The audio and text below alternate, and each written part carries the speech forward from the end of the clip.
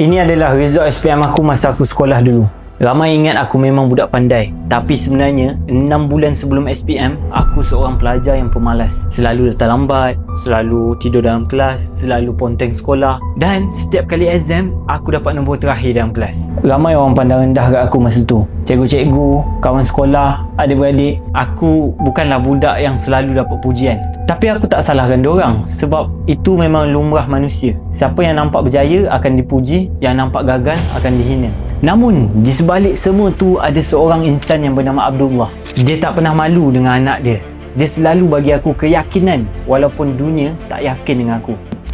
Cuma dia selalu pesan, Faris ingat Allah, Allah jaga Faris. Sampailah satu hari, aku baru sedar. Aku cuma ada 6 bulan je lagi sebelum SPM.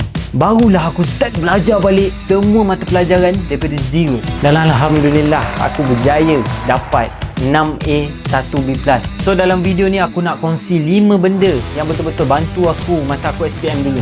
Kalau kau budak sekolah atau mak ayah budak sekolah, kau wajib tengok video ni sampai habis, okey? Yang pertama, purpose. Sebelum kita cerita tips-tips lain, ini yang paling penting. Bukan buku, bukan jadual, tapi purpose. Benda yang ada dalam hati manusia. Sebab manusia perlukan sebab untuk buat sesuatu. Kadang-kadang kita rasa kita malas, padahal kita cuma tak ada sebab yang kuat. Kalau kau tak ada purpose, meh aku kasih purpose kat kau. Darjah 1 sampai darjah 6, 6 tahun. Tingkatan 1 sampai tingkatan 5, 5 tahun. Total berapa guys? 11 tahun. Kau faham tak apa aku cakap ni? Dari darjah 1 sampai darjah 6, 6 tahun. Tingkatan 1 sampai tingkatan 5, 5 tahun. Total berapa? 11 tahun. 11 tahun mak ayah kau hantar kau pergi sekolah. 11 tahun dia orang beli peralatan, bayar itu ini untuk apa? Untuk apa? Untuk apa? Untuk satu peperiksaan besar yang dipanggil SPM. Takkan kau nak balas semua pengorbanan tu dengan result biasa-biasa? Kalau kau usaha biasa-biasa, pergi sekolah tak fokus, balik sekolah main game, sibuk berkapal, baik kau tak payah pergi sekolah. Serius aku cakap, baik kau pergi kerja terus. At least mana tahu kau dah ada wai suku. So itulah purpose aku. Aku nak bukti dekat diri aku yang aku boleh berjaya. So tak adalah semua hukuman-hukuman yang aku kena dekat bilik disiplin tu sia-sia. Yang kedua, JF1. Lepas dah ada purpose, baru aku cipta senjata utama aku, iaitu JF1. Apa dia? Jadual fokus 1. Yes, jadual fokus 1. Ramai pelajar, dia belajar ikut mood tau. Dia suka subjek sejarah, dia belajar sejarah je. Cikgu ni garang, dia pergi pulun belajar subjek cikgu ni je. Lepas tu lusa tak belajar langsung. Tapi aku tak. Aku paksa diri aku ikut jadual. So jom aku explain macam mana jadual F1 ni.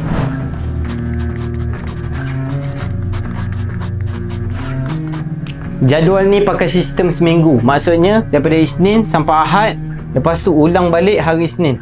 Mostly pelajar Malaysia ambil 9 subjek. Jadi kita akan belajar satu hari, satu subjek, satu bab. Kecuali Sabtu dengan Ahad, kita letak 2 subjek. Sebab apa? Time tu tak sekolah.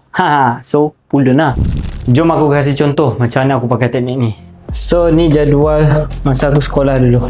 Setiap subjek ada hari dia. So tak payah pening-pening, kita terus study ikut jadual. Isnin fokus belajar account, Selasa fokus belajar sains, Rabu fokus belajar math, and so on. Tapi korang tak payah tiru sebiji macam jadual aku, sebab korang boleh custom sendiri urutan subjek dalam JF1 korang. Ramai pelajar termasuk budak-budak kelas pandai pun tak fokus. Diorang nak belajar macam-macam dalam satu hari. Sedangkan apa yang korang perlukan, satu hari, satu subjek, satu bab. Maksudnya, kalau Selasa kau belajar sains, kau start dari bab 1 tingkatan 4. Selasa minggu depan, bab 2 tingkatan 4. Sampailah habis semua bab.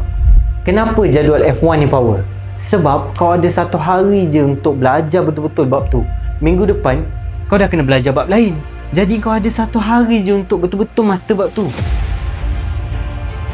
Dekat belakang jadual ni, aku ada tulis target. Time ni aku tulis target aku berapa tau? 7A 2C. Maksudnya walaupun kau tak pandai sekarang, kau kena yakin yang kau akan pandai. Ketiga, kita ada tools. Tools ni benda-benda yang dapat bantu kau lagi cepat pandai. Contohnya buku nota yang cantik, buku latihan, ataupun pergi tuition kalau mak ayah kau kaya. Antara tools yang aku guna masa SPM dulu ialah buku SAS Badi. Sebab buku SAS Badi ni dah padatkan benda-benda penting. Plus dia ada banyak peterminda yang senang untuk kau hafal. Sebab kau kena faham, bila buka buku nak study, kau tak perlu hafal semua karangan panjang tu. Yang kau kena hafal dan faham ialah poin-poin penting. Sebab nanti time exam, kalau nak buat ayat panjang, kau goreng je lah pakai skill bahasa Melayu kau. Yang penting kau dah hafal poin-poin dia. Dari poin tu yang kau boleh buat ayat. Kalau kau tak ada poin, kau tak boleh nak buat ayat bo. So, hafal yang mana yang poin penting. Yes, itu macam untuk cepatkan ni lah, kau last minute kan. Lagi satu, buku SAS Badi ni sesuai untuk pelajar last minute yang guna jadual fokus 1. Sebab dia ada latihan ikut bab. So lepas seharian kau dah belajar satu bab sampai master, malam tu kau boleh buat praktis SPM. Keempat, kita ada nota. Yang ni pun the best part sebenarnya. Okay, so nota. Lepas kau dah belajar satu bab, kau tulis balik apa yang kau dah belajar tu dekat nota kau sendiri. So ni belajar pergi ke otak. Okay, lepas tu kau tulis balik.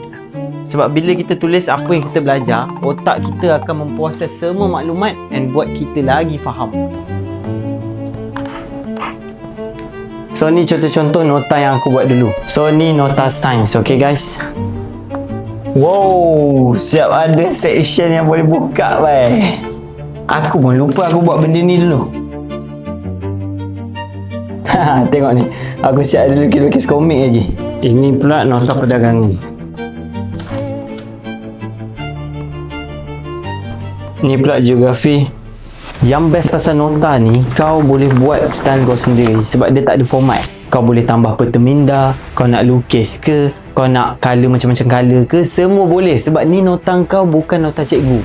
Satu hari nanti bila nota kau dah siap dibukukan, dia akan jadi satu kitab yang kau akan baca sebelum kau ambil exam. Pro tips, kau boleh tampal nota-nota tu semua dalam bilik kau. Tampal lah kat dinding ke, kat amari ke. Apa yang kau tengok setiap hari akan bagi kau semangat. Ni pula ucapan daripada ayah aku yang ditulis oleh ayah aku sendiri masa aku SPM. Aku tampal benda ni guys dekat amari aku. Ni pula ucapan daripada kakak aku. Tips yang terakhir, tawakal dekat siapa? Tawakal dekat Tuhan yang mencipta sekalian alam ni. Termasuklah kita, manusia yang sombong. Otak kita ni, siapa yang cipta? Allah. Semua ilmu yang ada dalam dunia ni, sains, fizik, kimia, tu semua kita tengah kaji ciptaan siapa? Allah. Tenaga yang kita ada untuk jalan pergi kelas, boleh angkat tangan menulis, boleh belajar pandai-pandai sampai degree master, tu semua siapa yang izinkan? Sebagai manusia, Allah hanya bagi kita kawal pilihan kita je. Tu sebab kau tak boleh salahkan keadaan yang kau tak boleh kawal. Stop salahkan family kau, stop salahkan sekolah kau, stop salahkan kemiskinan, stop salahkan cikgu-cikgu, stop salahkan semua benda. Yang boleh kita salahkan hanyalah diri kita saja. Bila kita berani mengaku salah kita depan Allah dan minta pertolongan, barulah Allah bukakan ilham untuk kita perbaiki diri. Sama juga macam SPM.